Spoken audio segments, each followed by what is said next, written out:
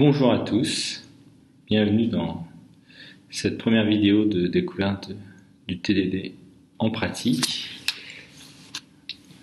La vidéo de ce jour va être consacrée au Banking Kata. Alors avant de commencer, je vais me présenter. Donc je suis Cyril Dupuy-Devy. Vous pouvez me suivre sur Twitter avec mon handle Cyrdup. Je suis un craftsman senior, aujourd'hui architecte à la Société Générale, et je suis aussi le principal mainteneur de Enfluent, librairie d'assertion pour le C#. L'environnement de travail de cette session, eh bien, le langage utilisé, ce sera du C#. L'IDE, ce sera le Visual Studio 2017 édition gratuite Community Edition, augmentée de ReSharper, avec lequel je travaille depuis des années, nCrunch, qui est un outil, une extension du Visual Studio qui permet de faire tourner en continu les tests unitaires, NUnit, qui sera notre framework de tests unitaires, et Enfluent pour écrire des assertions.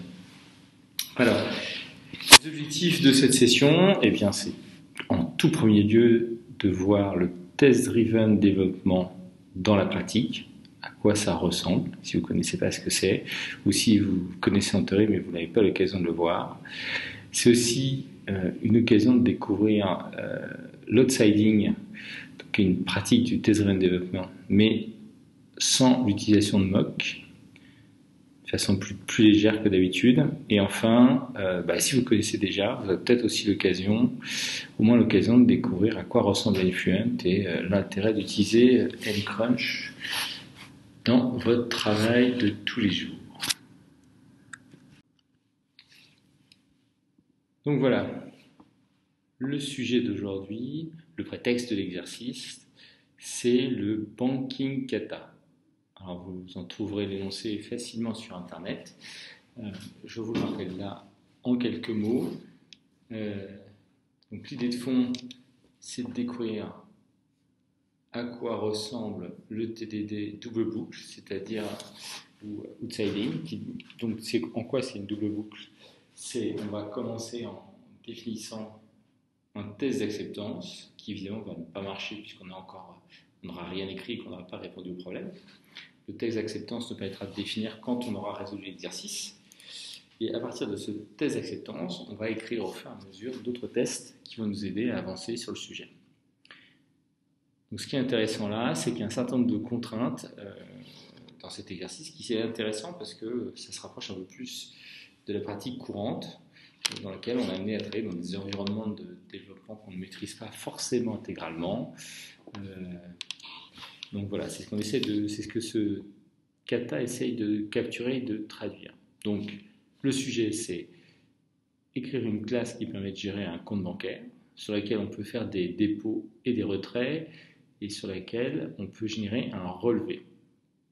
Alors les contraintes, c'est que la classe compte en question n'a le droit qu'à 3 méthodes qui sont deposit, withdraw et print, qui permettent donc de faire les 3 opérations suscitées, nommées. Mais ces 3 méthodes ne peuvent que retourner void, petit 1, et ensuite on a le droit de rajouter aucune méthode dans la classe account. Donc, et pour vérifier que tout se passe bien, on va voir que on a besoin que le relevé de compte s'imprime sous forme de 3 colonnes avec la date, le montant et la balance, c'est-à-dire l'état du compte après l'opération. Les opérations sont en ordre inverse. Et l'exemple qui est donné à résoudre, donc, c'est de dire on a un client qui dépose 1000 le 1er avril 2014, qui ensuite retire 100 le lendemain, qui une semaine plus tard déposera 500. Et il faudra qu'on imprime donc, le relevé de compte ci-dessous. Donc voilà, donc pour faire gagner du temps, j'ai déjà créé notre projet où il n'y a pas grand-chose. On va là donc aller chercher les composants dont on a besoin. Donc, on va aller chercher NUnit. Donc, je travaille avec NUnit, mais bien évidemment, ce kata peut se faire avec XUnit ou MSTest. Voilà. Installer une unit.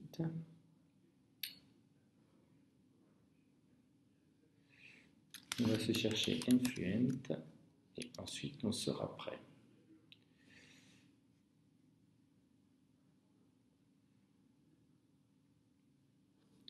Voilà.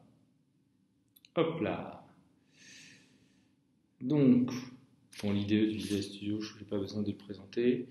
En tout cas, c'est clairement pas l'objectif aujourd'hui. Je vais vous montrer par contre vite fait. Ça, c'est l'écran de Ncrunch. Pour l'instant, il est totalement vide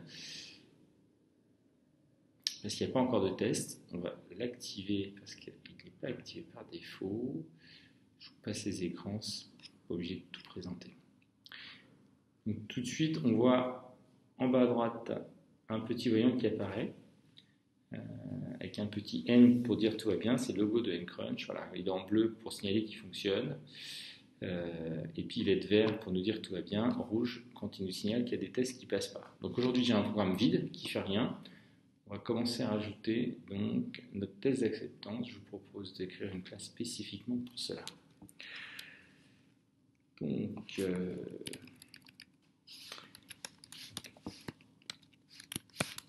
et ça account should. Bon, pardon, travaillons un peu proprement. On va créer un petit dossier pour les tests. Voilà. On verra un peu plus clair. On y ajoute notre classe.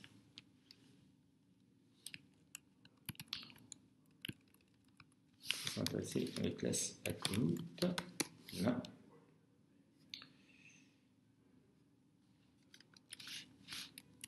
On y rajoute l'attribut test_fixture pour déclarer qu'il s'agit d'une classe de test.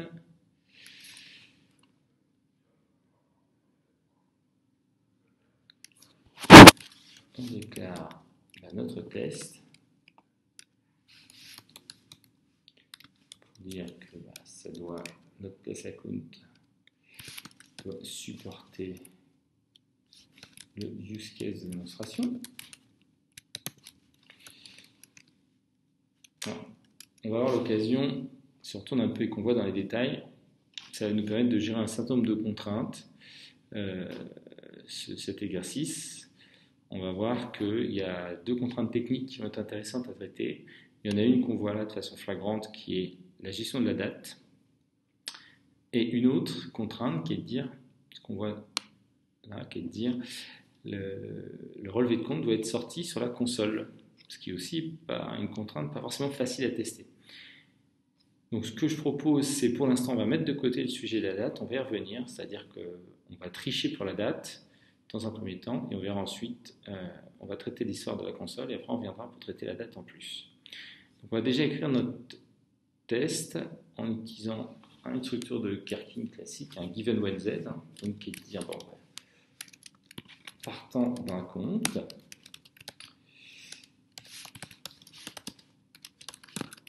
donc on va avoir une classe account, on va tout de suite la créer. Voilà. Et puis on va tout de suite la mettre ailleurs.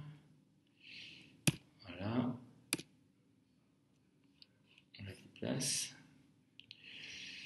Alors, tant qu'à faire,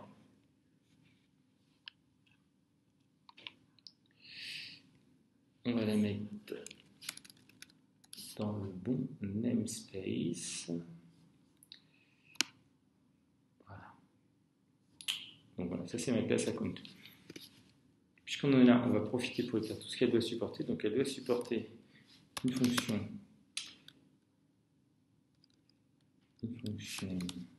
deposit qui, je vous rappelle, doit retourner void. Donc on dépose un montant, ça sera un double. Et pour l'instant, je vous ai dit, on triche pour la date, donc on va prendre une string pour la date.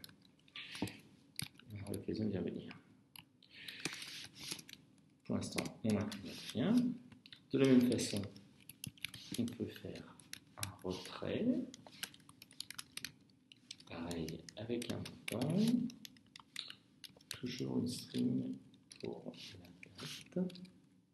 Et enfin, la dernière méthode qu'on a le droit d'avoir, print statement, qui ne prend aucun paramètre, puisqu'elle se contente d'imprimer le relevé de compte.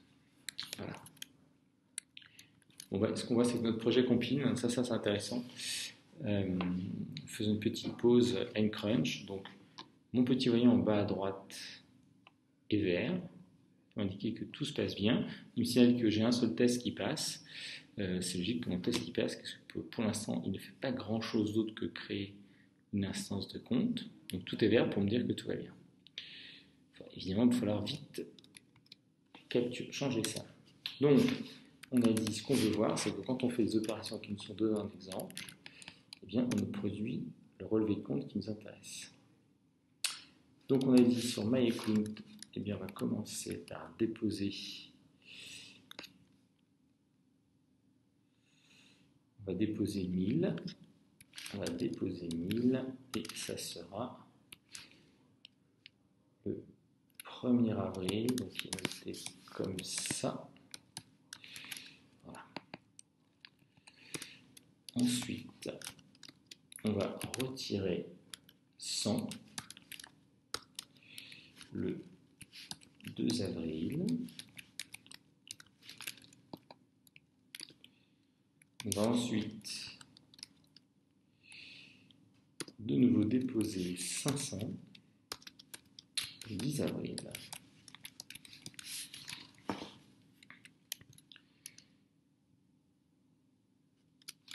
Alors, dans ce cas, eh bien, je fais un print statement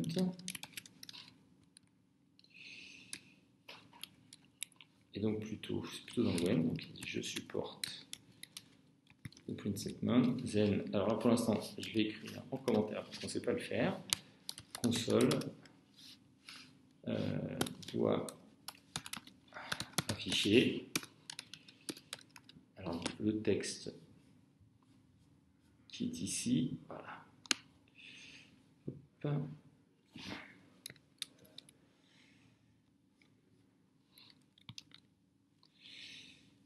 Donc il devrait afficher, pardon. Mettre un bloc de commentaires, ça sera sans doute plus lisible. Comme ceci. J'ai tiré qui n'ont pas à leur place. Voilà. Donc on est censé capturer ça. Voilà, mon test il passe toujours, mais c'est une grosse tricherie parce qu'il se passe rien. Donc la première question, c'est de savoir comment on peut vérifier la sortie qui est produite par l'application. Je vous rappelle que bon, voilà, la première tentation, ça peut être de dire j'ai qu'à capturer, j'ai qu'à dire que print statement me fabrique une chaîne, qui est la chaîne qui sort sur la console, et je la regarde, je vérifie. C'est pas possible, l'exercice nous interdit de modifier le type de retour de print statement qui retourne vide. Une autre possibilité serait par exemple, d'ajouter une méthode qui nous permettrait d'aller chercher ou un membre dans la classe MyAccount qui correspondrait au dernier relevé de compte imprimé. Et c'est pareil, je vous rappelle que je n'ai pas le droit d'ajouter de méthode. Donc officiellement, la seule possibilité qui m'existe, ça peut être d'utiliser une injection de dépendance afin de, par exemple, injecter une classe dans la compte qui serait une classe de console. Et voilà, tu mettrais dire à la classe d'imprimer via un objet arbitraire que je lui donne. Mais je trouve plus intéressant d'avoir en tête que, après tout, cette classe print statement, peut-être pas moi qui l'ai écrite, faut que je la gère, et possible que finalement elle n'est pas très bien écrite, et elle écrit directement à la console. Donc, moi j'ai envie de récupérer ce qu'elle imprime de la console, comme si c'était la console. Alors, on va laisser le test comme ça. Pour l'instant, il est totalement faux, il ne marche pas. Et ce que je vous propose, c'est qu'on va se concentrer sur la première opération qui serait de dire, par exemple, ce que je voudrais, c'est dériver ce test-là en disant, supposons que je n'ai aucune opération de fait. Si j'ai aucune opération de fait, quand j'imprime mon relevé. Je dois juste avoir la première ligne avec date, moon, balance. Donc on va inventer un nouveau test. Voilà. Un test légèrement dégénéré. Donc on va dire que donc ma classe account, un petit problème de mise en page, pardon, doit imprimer juste les en-têtes quand il n'y a aucune opération. Donc, mon petit given qui est toujours mon compte.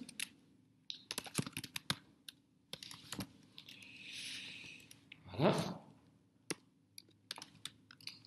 Et quand je sors le relevé, alors la console devrait afficher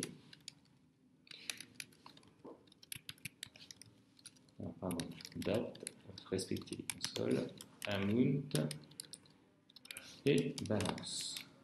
Alors donc la question c'est quand on capture ça, comment va-t-on capturer ça? Eh bien on va supposer qu'on écrit un petit objet qui va nous permettre de capturer la console. Alors pour faire les choses proprement, comme on va faire de la capture, ça va être il y aura un début d'enregistrement et une fin d'enregistrement. Ce que je vous propose, c'est d'utiliser le pattern isDisposable pour ça, parce que c'est plutôt pratique. On va supposer qu'on a une classe, on va appeler donc console recorder. Donc je crée mon recorder.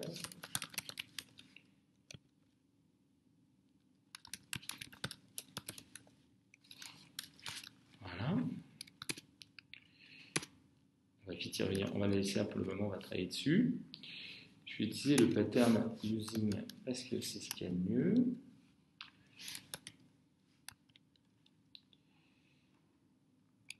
Donc j'utilise mon recorder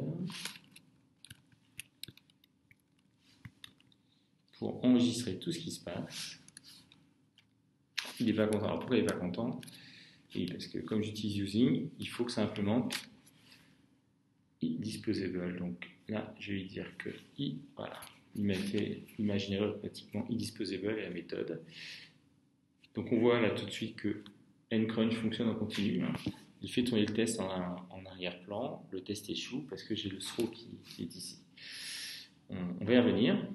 Donc là, on va vérifier que là, ça affiche ce que je veux. Alors, on va enfin écrire notre première insertion avec Influent. Donc le point d'entrée de Influent, c'est check, un petit peu comme assert en init. Et donc on va vérifier que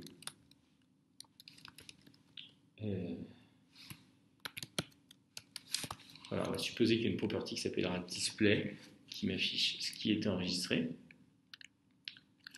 On va créer cette property. Donc on crée. On ne me propose pas de créer, on va y revenir. Donc on va créer ma petite. Pour l'instant, on va dire que c'est un champ. C'est une string, voilà. Et donc, ça doit être égal à, on a ça au-dessus. On va donc tout simplement copier-coller le résultat attendu. Donc alors ça marche, évidemment ça ne marche pas parce que j'ai le throw. On l'enlève pour le moment parce que c'est pour voir. Normalement, le test va continuer d'échouer, voilà. Parce que je n'obtiens pas le résultat attendu. Il me dit display c'est nul, alors j'attends une valeur. Bon, on va s'intéresser maintenant à comment on va capturer la console. Donc,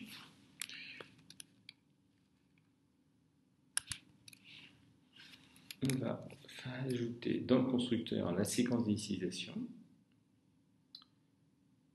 Vous allez voir, en fait, c'est possible hein, en .NET de surcharger. Donc, on peut surcharger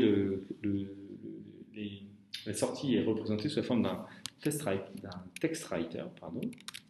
On voit ça tout de suite. Donc, on a console.out hein, et on voit c'est le flux de sortie est représenté sous la forme d'un TextWriter. Donc, il suffit de remplacer ce TextWriter par un TextWriter qui, au lieu d'envoyer sur la console, nous donnera ça, conservera ça dans une chaîne. Ça existe, c'est un StringWriter. Alors, et enfin, comme on n'a pas envie on veut capturer la console uniquement durant le test et pas durant le fonctionnement permanent du logiciel, sinon on sera un peu embêté. Il est important aussi de garder, d'être en mesure de réparer la console une fois qu'on a fini de la hacker. Donc la première chose qu'on fait, c'est garder la valeur courante de la sortie. Donc, pardon. On va garder notre vieux string qui est égal à voilà. Donc, on capture la valeur. Voilà. Et puis, on va bien évidemment la restaurer dans set out dans la méthode dispose.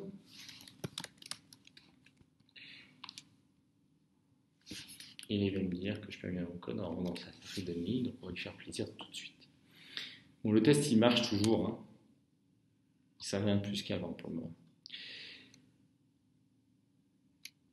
On va s'arrêter là, on va faire quelque chose d'intéressant. On a déjà commencé un petit peu un bout de code, on va aller implémenter ce qui permettrait au code de passer, je vous propose. Donc c'est très simple.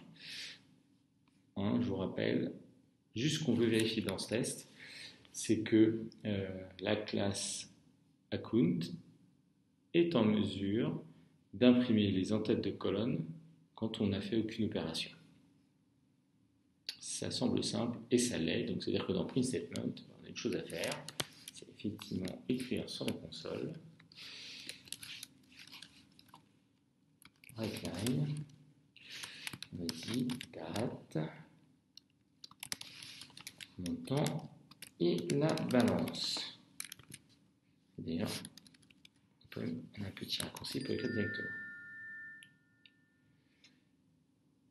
Bon, le test ne passe toujours pas. Normal, on n'a rien fait pour le moment.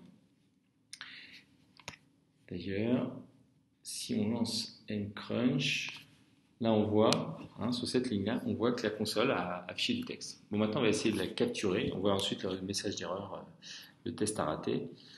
C'est normal. Donc retournons voir notre classe. Et notre test, il est là. Donc on a dit qu'on voulait enregistrer. Donc on va faire ce qu'on fait en dessous, c'est-à-dire qu'on va remplacer la sortie par une classe qui m'intéresse. Et cette classe, c'est ce qu'on appelle un stringwriter, je disais. Donc j'ai besoin de garder mon stringwriter dans ma classe. On va appeler ça mon recorder, puisque c'est lui qui va concrètement capturer. C'est donc un stringwriter. C'est une classe bien pratique. Voilà. On n'a pas besoin de le typer fortement. Et on a dit, eh bien, pardon, là, c'est ce qu'on va donner à la console pour écrire à l'écran. Voilà. Donc, on va transformer mon champ là-haut en properties. Pardon, on va utiliser la notation. Et ça peut, pour ceci, il suffit de récupérer le contenu de la chaîne. Voilà. Alors, on va juste respecter la mise en page en C# qui dit qu'on met les champs avant les propriétés. Et là, mon test, si tout va bien, il devrait être plus très loin de passer correctement. Alors, ça passe pas. Ah, ça devient intéressant. Mon test, il marche presque. Là, si je retourne le voir, il va me dire la chaîne n'est pas tout à fait égale parce qu'en fait, j'ai obtenu CRLF et on voulait obtenir avec un retour chariot à la fin. Donc, ça, ici, normal, c'est parce qu'on a demandé on lui a demandé on fait un write line, donc on écrit une ligne complète. Donc, ce qu'on va faire, c'est on va lui demander, on va utiliser une des capacités de Nfluent. Donc Nfluent permet d'examiner une chaîne de caractères sous la forme d'un ensemble de lignes de texte. Donc c'est ce que je fais là, donc en disant check that recorder.display as line, je vais demander de considérer le display non pas comme une seule chaîne, mais comme un tableau de chaînes où chacune des chaînes représente une des lignes affichées. Et donc, dans ce cas, comme c'est un tableau, on utilise le check de tableau et dire, donc voilà, ça doit exactement contenir la date, le montant et balance. Voilà ce qu'on doit avoir comme texte. Alors, on va laisser tourner et c'est merveilleux. On s'aperçoit que ça marche. Allez, autre chose qu'on va voir en allant voir dans les tests, par défaut, les tests qui fonctionnent sont masqués, donc je vais les réactiver pour qu'on puisse le voir. On va y regarder et vous allez voir tout de suite que voilà. On voit qu'il se passe quelque chose d'intéressant, c'est mon test là, print header when no operation. Ça n'affiche absolument rien. Pourquoi? Ça n'affiche rien, mais parce que j'ai capturé la console. Donc je ne vois pas la console au lieu de sortir en ligne de commande dans le terminal, est enregistrée sous une chaîne, et c'est cette chaîne que j'exploite. Voilà. Donc, si on disait par exemple, si on changeait, on va enlever le point d'entrée qui n'est pas très utile, et si on introduisait par exemple une petite erreur de saisie, si par exemple j'ajoutais un espace à la fin,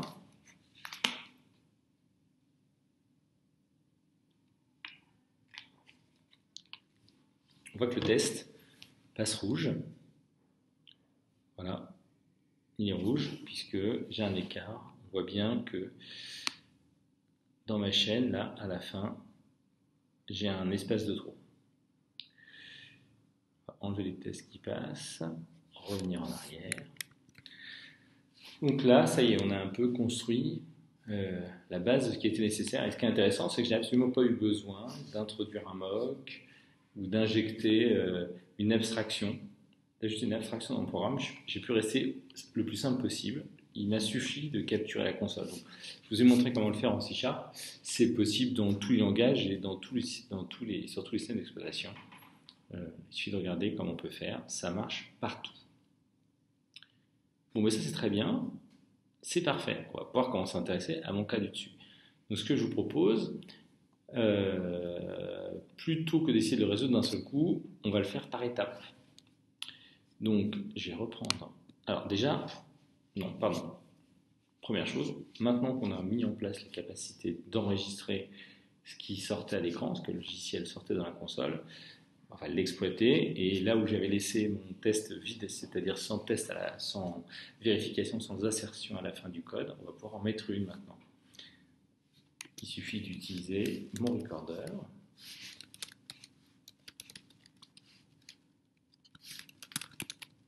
Mon petit console recorder qui est bien pratique. Voilà. En utilisant le recorder, on enregistre. Voilà. Et on a vu tout à l'heure comment faire. Alors, je vais vous montrer. Ça va être un petit peu rouge le temps que je tape le code, mais ça va aller vite. On vérifie donc le display de recorder, découpé sous forme de lignes séparées, contient tout ceci. Chacune des lignes, ça doit être cela. Voilà. Et on va garder séparé par une ligne, parce que c'est pratique. Alors je vois tout de suite que j'ai fait une petite bêtise que je vais immédiatement corriger. C'est que les dates, je les ai mises avec des tirets, parce que j'avais en tête que si c'est tiré, en fait, c'est plus traditionnellement des slash. Voilà. Avec mes dates. On va laisser tourner. Bon, là, le test, il va rater, forcément. Pourquoi? On va retourner voir. Hein. On peut cliquer là pour aller voir le test. Là, ça me ramène au début du test, pardon. On voit, hein. On voit mon erreur et il dit tout ça là. on voit qu'il manque des éléments, donc ce qu'on voulait avoir, c'était ça, et le messageur est tronqué. On va aller, voilà. Alors on va dans l'écran dédié. Donc dans l'écran dédié, on voit que ce qu'on a obtenu, c'est data moon balance, et ce qu'on espérait, c'était data moon balance, ainsi que l'ensemble des lignes qui suivent, qui évidemment, pour l'instant, ça ne marche pas, je vous rappelle. Donc on voulait ça, et la classe Hakoon, pour l'instant, elle ne contient quasiment rien. Donc ce que je vous propose, c'est ce test-là, il passe toujours pas, donc on va l'ignorer pour le moment, en disant qu'on travaille sur la boucle interne.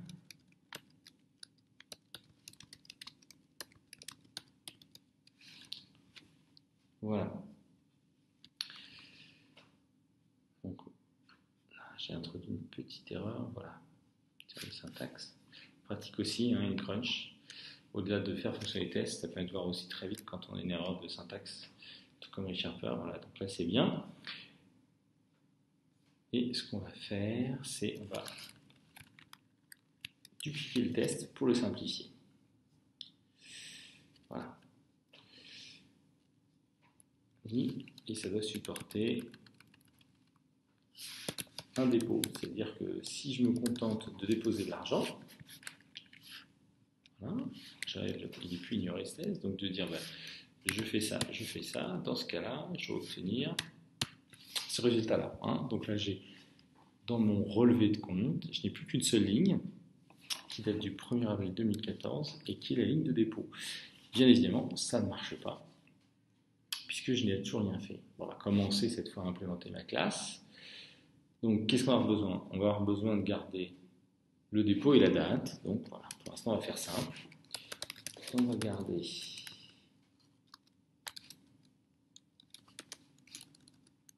le dernier dépôt et la date associée. Voilà.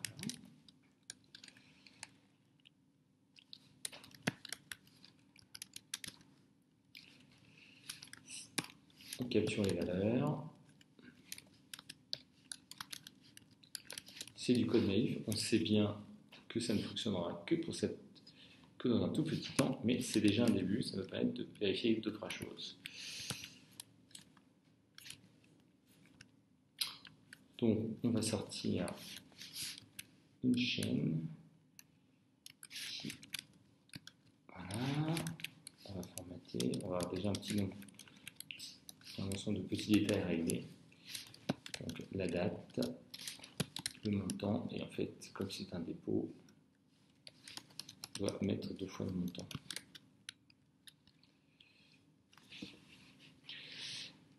Alors, tout de suite voir ce qui va se passer. Donc, mon test, il ne marche pas, malheureusement. J'ai même 2 tests qui échouent. Alors, pourquoi j'ai 2 tests qui échouent? C'est intéressant. Je vois que là, j'ai un problème. Mon premier problème, c'est que j'ai cassé mon test, puisque quand je retourne voir là, ça sort.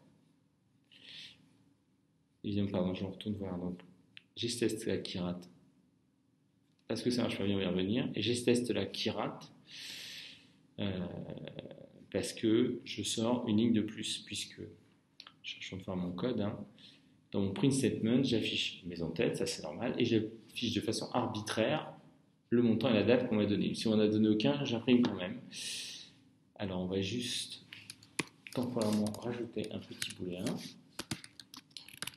qui va nous dire on a fait un dépôt. Par défaut, évidemment, il n'y a rien eu lieu. J'ai fait un dépôt. Et je dis, oui, je vais quand même sortir ceci que si je fais un dépôt. Voilà, c'est pas très élégant de faire autrement. Voilà. Donc on va déjà voir, on regarde en bas à droite. Hein. Voilà. J'ai bien un test qui rate. Alors pourquoi ce test rate? Parce que là, après, j'ai fait tout ce qu'il faut. On va tout de suite voir. Alors, mon problème, c'est que là, voilà, ce que je sors, c'est des nombres sans décimales, alors qu'il me faut des décimales. Eh bien, on va ranger ça tout de suite. En disant, pardon, ça c'est la date.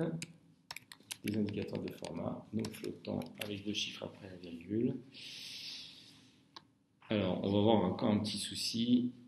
Alors celui-là, on va changer le résultat attendu.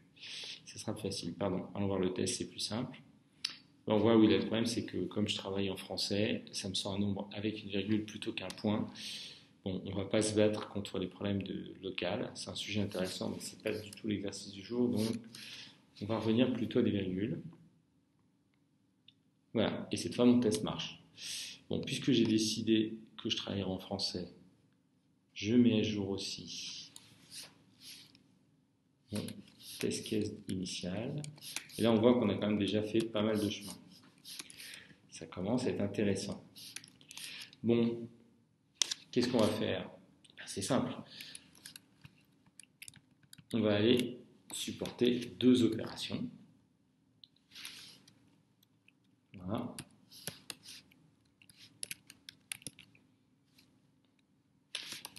Avec un retrait, et on a dit je retire 100 et c'est le 2 avril.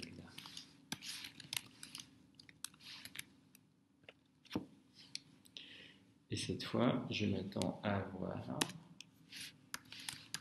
en plus donc, une opération le 12 avril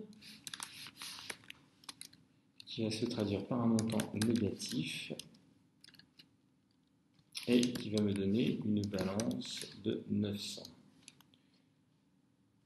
Voilà. Ça va tourner évidemment, comme vous en doutez, ça rate. On vérifie, hein, c'est bien cette ligne-là que je veux retrouver. Celle-ci sera la dernière. Bon, ben là, je ne peux plus me contenter de sauvegarder des champs de façon arbitraire. On va travailler un peu mieux. Bon, ce que je vous propose, c'est on va créer une petite structure qui va me servir à stocker des opérations, qu'on va appeler opérations, qui permettra de stocker effectivement les différentes opérations. Elle va contenir le montant de la dite opération. Ça va être public, c'est plus pratique. De la même façon, on publie la date. Voilà. On va la rendre. Pardon, on va mettre un petit constructeur qui permettra de renseigner ces 2 autres infos en même temps. Paf, paf. J'enlève mon champ date. Je garde mon depositisDone qui ne reprend plus à rien. On va le laisser pour le moment. À la place, je vais garder une liste d'opérations.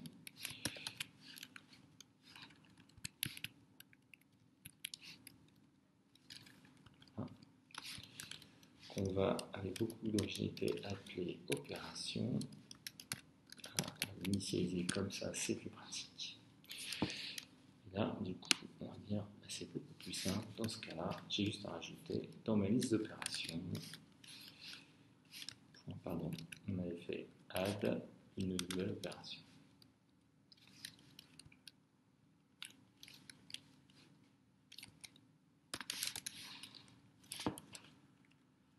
Jusque-là, tout va bien. Bon, là, ça ne compile plus.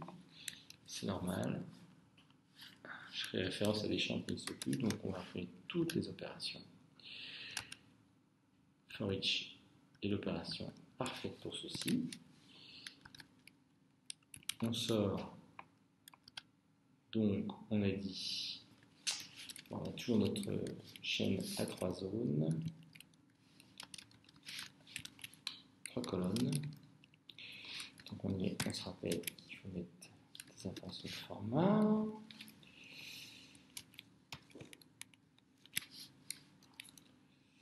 Voilà. Donc on veut voir la date, le montant, et la balance. Ah bah oui, la balance, il faut calculer la balance du compte. Donc pour ça, c'est simple, le compte au départ est à 0. Il n'y a pas d'argent. Voilà, donc c'est 0. Et à chaque fois, comme on affiche, petite faute de frappe, de saisie, comme à chaque fois on affiche la balance résultante de l'opération, on la met à jour. Donc, la balance, à chaque fois, elle a incrémenté du montant de l'opération. On va revenir. Et donc, on a dit, on met la balance derrière. Voilà. C'est plutôt pas mal. On va voir ce que ça donne, ce code. Bon, ça n'a pas marché. On n'est pas totalement surpris pour les plus attentifs d'entre vous. Donc, regardons. Mon test, il rate. Pourquoi il rate? Parce que j'ai sorti qu'une opération. Tiens, j'ai sorti qu'une opération. Ah oui. J'ai sorti qu'une opération puisque j'ai pas du tout j'ai pas implémenté la méthode withdraw. Il faut implémenter la méthode withdraw. Et ce qu'on va faire, c'est on va tricher, on va dire bah, quand c'est un retrait, j'ai qu'à mettre un montant négatif, c'est très bien. Alors, mes tests ils ont tourné, ça passe toujours pas. Pourquoi? Alors ça passe pas, bah oui, parce que déjà, et oui, il faut les imprimer dans l'ordre inverse. Donc, ce qu'on peut faire, c'est on va utiliser la fonction reverse qui va nous retourner notre tableau comme ça. Hop, on va être content. Alors, qu'est-ce qu'il me dit? Mon test il passe toujours pas. Pourquoi il passe pas? J'ai bien moins 100 avec une balance à moins 100. Ah ben non, ça c'est pas bon, pas de chance. Ah non, c'est effectivement, il faut que je les imprime dans l'ordre inverse. Et ma balance doit être construite dans l'autre sens, un petit peu plus subtil que ce qu'on avait dit. Alors, il y a plusieurs façons de résoudre ce problème. On pourrait dire que on fabrique l'ensemble des textes qui nous intéressent et qu'on les affiche en ordre inverse finalement. Donc je propose, on va plutôt faire ça. Donc on va construire une chaîne sur laquelle on va compléter au fur et à mesure. Donc on va avoir un string builder. On peut le faire de plein de façons différentes, hein. C'est juste à titre d'exemple. Voilà. On va faire un string builder. Et puis mon string builder, je vais m'en servir partout. Tac. Et puis, ce que je vais faire... Non, pardon. Je réalise que c'est une petite bêtise. Ce que j'ai fait au départ était bien mieux, donc c'est pas... Mon string builder, il va contenir toutes les lignes. Donc, c'est dans le builder, dans mon report, là, je vais faire un write line, je vais faire un append line. Alors, string format. Voilà, donc on rajoute ça dedans. Et ce qu'on va faire... Non, on va même faire mieux que ça, on va donc insérer au début, voilà,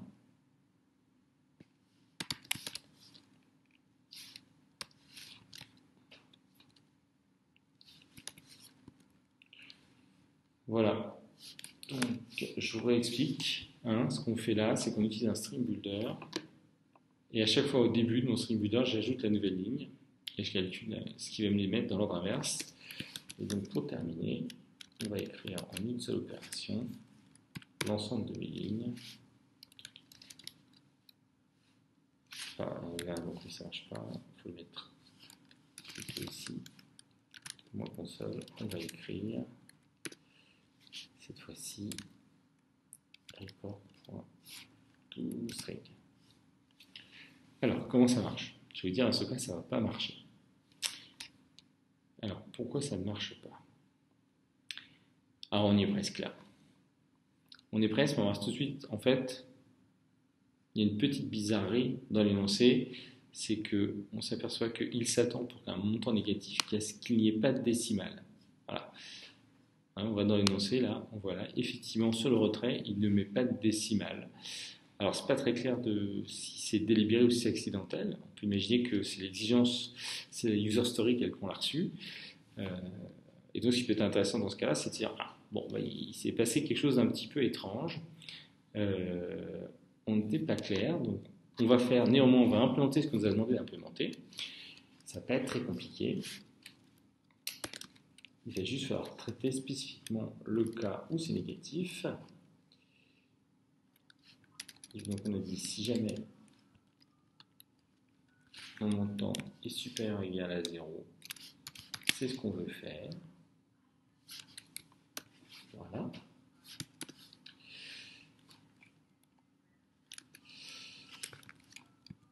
À l'inverse, dans l'autre cas, donc c'est pas très compliqué, c'est juste une information. Pareil, on ne refactore pas, on ne se pose pas beaucoup de questions. Hein. Vous voyez, pour l'instant j'écris le code. Pas oublier, dans l'exercice, hein, on écrit le code et on le refactore une fois qu'on a terminé. C'est génial, mon test passe. Alors, quelque chose me dit que quand j'en suis là, on ne doit pas être très loin d'avoir implémenté l'intégralité de la story. Hein. Donc je retourne voir dans mon test et on va tout de suite enlever ça pour voir si effectivement mon test marche. De bout en bout, cette fois, est-ce que mon test d'acceptance passe? Eh bien, c'est merveilleux. Le test d'acceptance passe. Voilà. Donc, on a répondu au kata. Pour l'instant, le code n'est pas refactoré. Donc, avant de conclure cette première session, je vais faire une seconde dans laquelle on verra comment on va refactorer le code. On va juste revoir rapidement comment on a procédé. Donc, on a examiné notre kata, notre lancée de kata. On a tout de suite vu qu'une des difficultés techniques qu'on devrait gérer, c'est le fait qu'il était attendu que le logiciel, que notre petit bout de code génère le relevé de compte directement dans la console. Donc il était pour cela intéressant de chercher à capturer la console, parce qu'on l'a fait à l'aide d'une petite classe helper qui se trouve à côté du test. Là, je vous la remontre encore une fois. Là, ma classe console recorder. Et comme on est gentil, on va lui commenter un peu. Voilà, elle capture ce qui passe à l'écran en utilisant la pattern using, qui est quand même pratique en C#. Hein. Ça nous permet de définir un bloc using dans lequel on enregistre ce qui se passe. Donc, voilà, c'est ce qu'on a fait. On a écrit un tout premier test qui permettait de vérifier que ce composant marchait bien en regardant ce qui se passait dans le cas où je n'avais aucune opération, et on s'attendait à ce que logiquement le code ne sorte que les entêtes de code. À partir de ce moment-là, on a rajouté un premier test qui est ici, qui permettait de vérifier qu'on génère un rapport correct sur une simple opération. Voilà.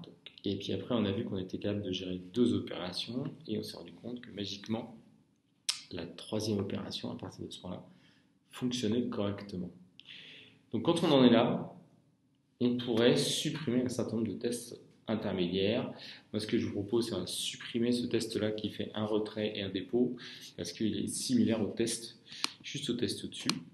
La preuve, on n'a écrit aucune ligne de code entre les deux pour faire passer notre test d'acceptance. On va garder celui qui n'a aucune opération, parce que sa finalité, c'est de vérifier mon recorder, vérifier qu'on ne le casse pas. On va garder celui qui a une opération, parce qu'il permet de vérifier un certain nombre d'éléments. On en aura peut-être besoin plus tard. Alors, donc on a fait notre bilan, je vous ai montré ce qu'il a fait. Qu'est-ce qu'on a fait?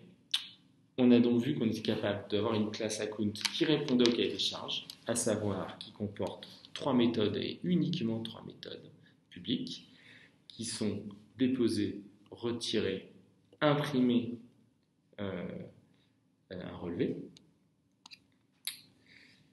que ce relevé sort sur la console et qu'il correspond au format attendu. Il y a un certain nombre de choses par contre qu'on n'a pas encore implémentées.